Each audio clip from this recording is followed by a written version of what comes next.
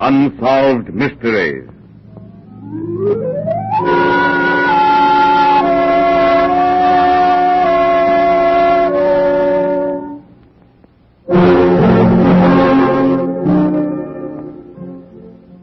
Down the ages, man has been seeking the answer to the riddle, what happens in the unseen realm beyond?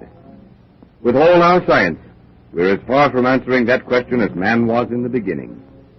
But with the accumulated records of the past, the conviction is borne strongly upon some that there is a link joining us mortals with those who have passed this way before.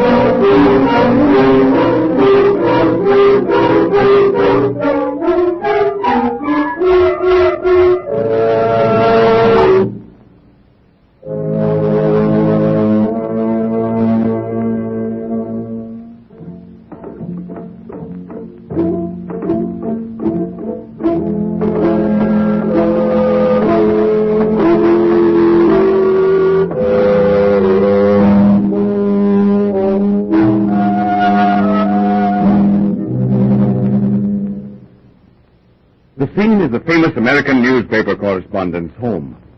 It is evening, and a group of guests are seated around the table enjoying their after-dinner coffee and cigars.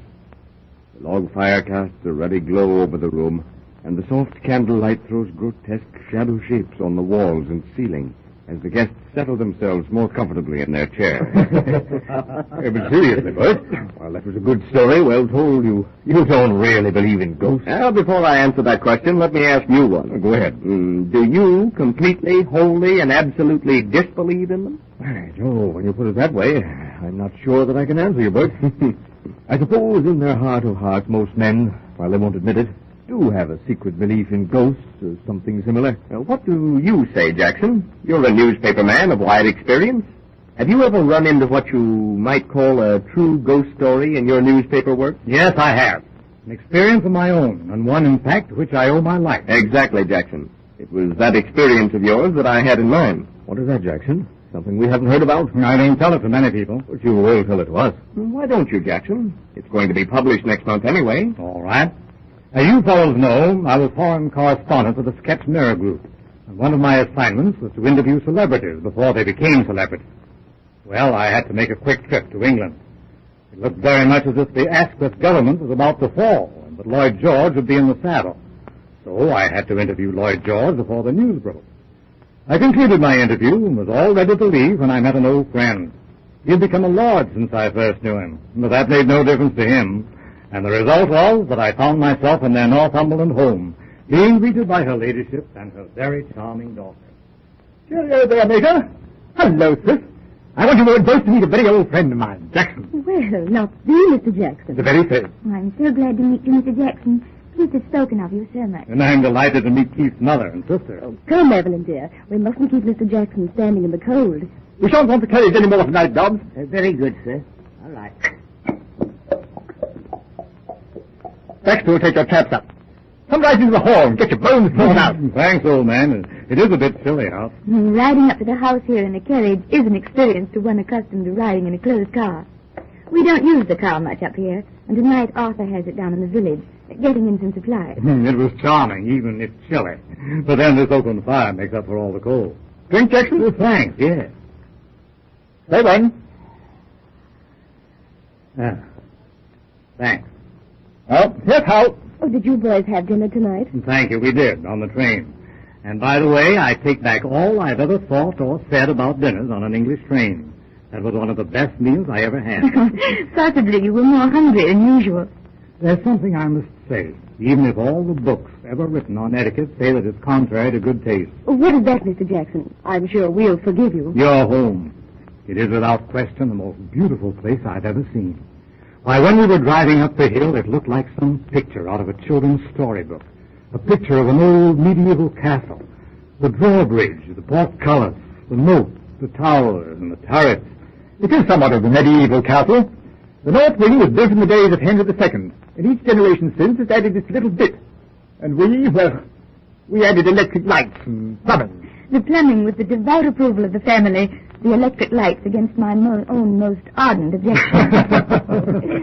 Well, with electric lights and plumbing, I can't think of anything more to be desired. We even have one of the best ghosts in all England. Yes? By Jove, sis, you might at least give a chap time to warm his feet before you drag out the family skeleton. Our ghost is not a skeleton. You shouldn't say things like that. You must forgive Evelyn, Mr. Jackson. But Lady Evelyn's ghost is almost an obsession with Evelyn. Well, I'm sure that if Lady Evelyn's ghost is half as charming as you are, Miss Evelyn, and she's a ghost I'd like very much to meet. Oh, thank you.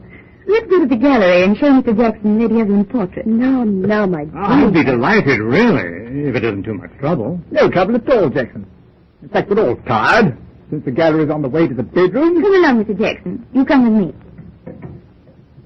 You see, Mr. Jackson, Lady Evelyn's ghost is a very special ghost. She always warns us of any impending disaster. And do you always heed her warning? We do now, since she warned Mother about Father. Father paid no attention. He was killed, just as the ghost warned Mother he would be. Is that the only instance? Oh, no. It's a family tradition dating back several hundred years. Here's the gallery. I'll switch on the lights. No need to tell me which one. There she is. Yes. Why, it could be a portrait of you. I say, old man, don't pay too much attention to what Evelyn tells you about the family skeleton, you know. Keith is quite right, Mr. Jackson. Evelyn is unduly enthusiastic. She's not any more enthusiastic than I am. I'm enjoying the whole thing immensely. Fact is, I'd rather like to meet this ghost, Lady Evelyn. Then why don't you sleep in the haunted wing? No, my dear, my dear. Yes, by Jove. Invite a fellow up here, and the first night you want to stick him in the haunted wing. But Jackson did sleep in the haunted wing. The wind howled dismally among the turrets and along the roof leads. The oak-paneled walls creaked as night wore on and the cold became more intense. One by one, the sounds in the old castle died away, and soon Jackson fell into a sound sleep. He wakened with a feeling that someone was in the room. Sat up in the big four-poster bed. A woman stood against the far wall.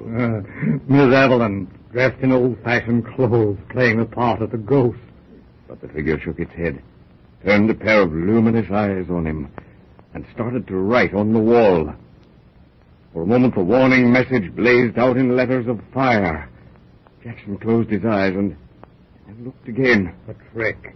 She's writing with phosphorus or something. Again, the figure shook its head, gave him a searching look that went right through him, and turning, walked out of the room through the 3-foot stone wall.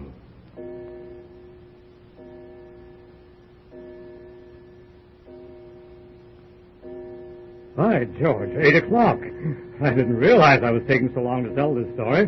We'll be late for the theater. Oh, hang the theater. Finish the story. Yes, Sure. Well, I did my best to disregard the ghost warning. His lordship drove me to the boat. Or I should say he tried to, but the car broke down. I missed the boat, and 2 days later, Keith, with a face as white as a sheet, handed me the morning paper. In glaring headlines, I read, "Steamship Titanic sunk. All on board lost." Of course, that was an exaggeration, but I might have been one of the more than 1,000 who were lost. Good Lord. What did the warning that was written on the wall say? Beware of the Titanic. Nothing more. I told her ladyship next morning, and she was the one who instructed the chauffeur when she found I was determined to sail. She instructed him to break the car, if necessary, to prevent my sailing on the Titanic. Now, do you fellows believe in ghosts? Imagination enough, Jackson, old boy. We're glad you missed the Titanic. And we're darn glad you're here to be our host at this dinner party. Now, we've got time for one toast and off to the theater. Out of deference to people who are still alive, Character names in these unsolved mysteries have been changed. Inasmuch as any solution must of necessity be supposition, liberties of time, place, and character exist in the solution that will be presented after you have heard from your sponsor.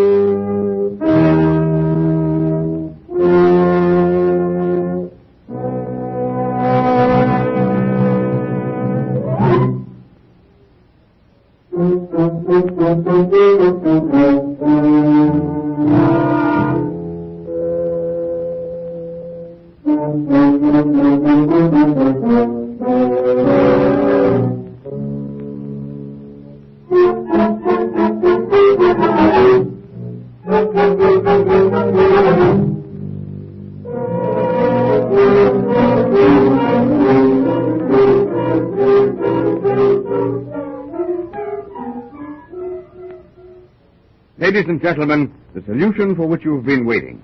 Of course, I don't blame you for believing in ghosts after an experience like that. But just the same, you can't really explain it. I think I can. I'd like to hear you. Have you ever met a perfect stranger and had the strange sensation of having met him somewhere before? Yes, certainly. Well, the same thing applies to buildings. And the older these buildings are, the more vibration of previous happenings there will be to make their effect upon you. You mean to say that if I go into a building where a murder has been committed, I'll be aware of a strange feeling? You will, if you're sufficiently sensitive. I'll agree there, but that doesn't explain actually seeing what is generally called a ghost. If you've ever tried lying down in perfect ease and comfort, allowing your imagination to drift back to some particularly memorable scene, the picture will come to you as vividly as if it had happened yesterday. Or take an author writing a story. The characters are just as real in his mind as any group of living people about whom he has only read. I'll agree to all that. Very well. Don't you think that if, over a period of centuries, people living in a certain house are all agreed that the ghost of a beautiful woman haunts the house, don't you think that that impression will impress itself very strongly upon a stranger who sleeps in the so-called haunted room? Yes, I think that's perfectly reasonable. I really do think that if a sufficient number of people all think along one line, something is going to result. And, of course, you were thinking of your trip on the Titanic as well as the ghost. So you're willing to admit that concentrated thinking will produce a manifestation.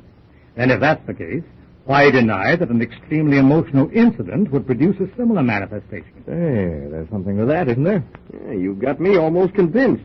But just the same, I'll have a stronger belief in ghosts when I meet one face to face. Well, if I ever meet a ghost, I hope it will be like the ghost of the Lady Evelyn.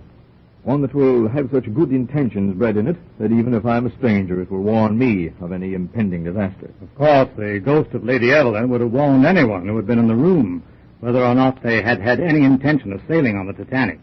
That part of it, I think, is coincidence. Do you?